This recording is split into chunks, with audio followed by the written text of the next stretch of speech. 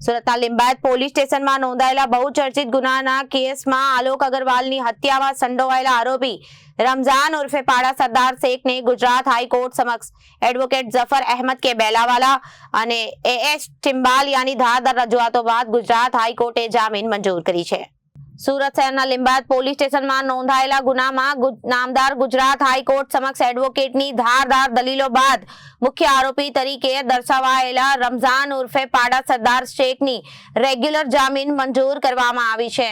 આ વર્ષ દરમિયાન નોંધાયેલા ગુના વિવાદ પર આધારિત હતો, જ્યાં પીડિત દ્વારા આરોપી પર દબાણ, દાગ, ધમકી અને મારામારીના ગંભીર આક્ષેપો લગાવવામાં આવ્યા હતા, પરંતુ હાઈકોર્ટમાં ચાલેલા સુનાવણી દરમિયાન બચાવ પક્ષના એડવોકેટ ઝફર અહેમદ કે બેલાવાલા અને એએસ ટિમ્બાલિયાની જોરદાર અને ધારદાર દલીલો કરી હતી।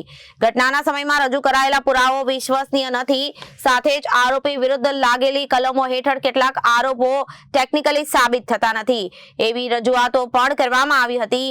કેસની સંપૂર્ણ પરિસ્થિતિ અને પુરાવાઓની નબળાઈ અને આરોપીઓ દ્વારા કોઈ પણ રીતે ગુનાની પુનરાવર્તન ન કરવાની ખાતરીને ધ્યાનમાં રાખીને નામદાર ગુજરાત હાઈકોર્ટે રેઝનેબલ ગ્રાઉન્ડ પર આરોપીની રેગ્યુલર જામીનની મંજૂરી આપી છે। Report by Parveen Pathan, Janadesh news, Surat.